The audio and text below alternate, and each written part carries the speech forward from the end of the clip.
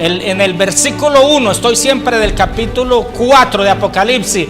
Y la primera voz que oí, dice así Juan, la primera voz que oí como de trompeta hablando conmigo dijo: sube acá. Él quería que Juan viera las cosas desde la perspectiva divina, porque cuando hay iluminación nuestra mente y nuestro espíritu es trasladada al trono de Dios y podemos ver las cosas desde la perspectiva de Dios, con los ojos de Dios, con los ojos de la fe, y nuestro corazón entonces estará firme. Pero si lo vemos con los ojos carnales, si lo vemos con los ojos naturales, lo que está sucediendo es para volverse loco, es para no dormir, es para tener insomnio, es para caer en depresión, es para tener temor. Pero cuando lo vemos con los ojos, hermanos, espirituales, cuando la iluminación vino a nuestro espíritu, a nuestra mente y a nuestro corazón, vamos a entender que aunque aquí abajo todo es un caos, Dios siempre está en control. ¿Cuántos dicen amén? Y Él quería, por eso, que Juan viera las cosas de la perspectiva divina, porque la condición de él era un caos, casi muerto, era un caos. Y para él era fácil, si él se aferraba a su circunstancia y a lo natural, que todo estaba perdido, que ahí se había acabado su ministerio y su vida. Por eso Cristo lo invita y le dice, o más bien le ordena, porque dice que la voz era como de trompeta. La voz que escuchó dice que era como trompeta, y la palabra trompeta ahí significa una voz de autoridad que estremece. Diga conmigo, voz de autoridad que estremece. ¿Cuántos recordarán la historia de Israel?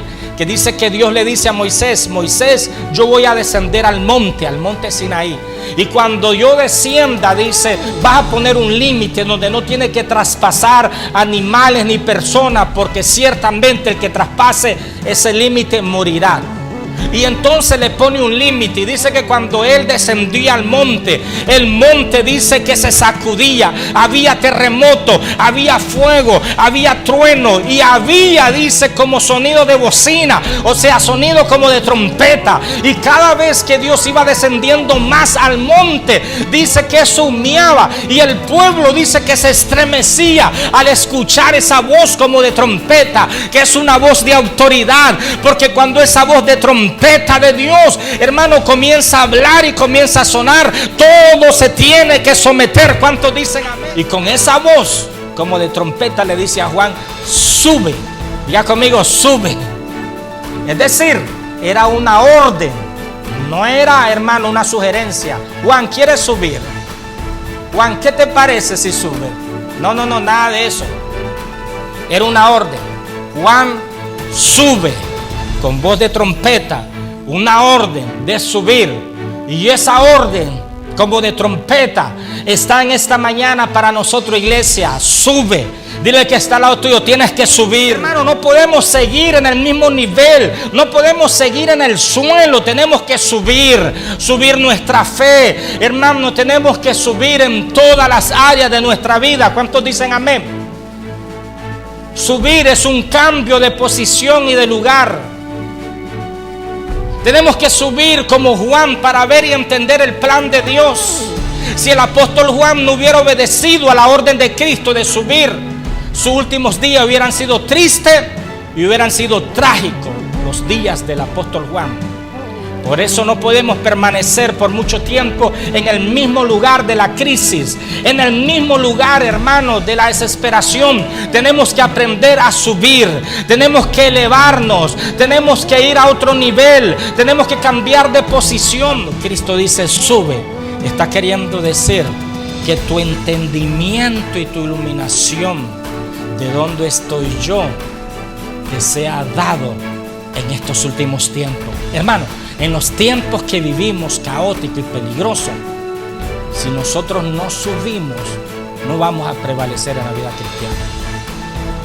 Dice Apocalipsis 4:2: y al instante yo estaba en el Espíritu, y aquí un trono establecido en el cielo. Diga conmigo: un trono establecido. Y en el trono uno sentado. Es decir, no es un simple trono vacío. Alguien estaba sentado en ese trono. Y cuando aclara establecido, Dice otra versión, inconmovible. Nadie puede mover ese trono. O sea, es de importancia saber que Dios que mora en el cielo posee absoluta y suprema autoridad sobre el cielo y sobre la tierra. ¿Cuántos dicen amén?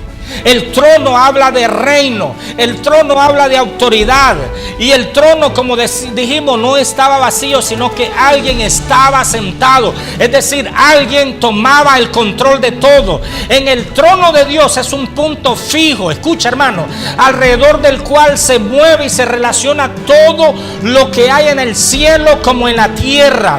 Encontramos por eso en la Biblia expresiones tales como alrededor del trono, rodeado en el trono, delante del trono y en el trono, porque en el trono de Dios es el lugar de autoridad, el centro de su gobierno de actividades celestiales, donde se deciden todas las cosas, hermano. Todo lo que te va a suceder a ti, todo lo que le va a suceder a la raza humana, todo lo que va a suceder en el mundo y en estos tiempos, se deciden en el trono de Dios. ¿Cuántos dicen amén? El discípulo amado, escuche, el que se recostaba en el pecho de Cristo, no tenía todavía la revelación de la posición de Cristo y la exaltación de Él, del poder que tenía Él. Porque usted y yo, hermano, podemos hablar de Cristo, amar a Cristo, servirle a Él sin tener entendimiento de la exaltación de la posición que tiene Cristo en este momento. Lo mismo le sucedió al profeta Isaías. Isaías había profetizado por muchos años. Le había profetizado a reyes, le había profetizado a la nación, tenía la unción profética, era reconocido, tenía reputación. Era un gran profeta, pero todavía no se le había revelado el trono. Porque usted y yo podemos tener muchos años en el cristianismo, amar a Cristo, servirle a Cristo, sin tener la iluminación del trono de Cristo. Y por eso nuestra vida es frágil. Porque hasta que se nos sea revelado el trono de Cristo, hermano, se nos sea iluminado el trono de Cristo, hasta entonces nuestras vidas serán firmes. ¿Cuántos me van siguiendo? Por eso mi oración es la del apóstol en esta serie, que se nos sea iluminado el trono de Cristo en cada circunstancia.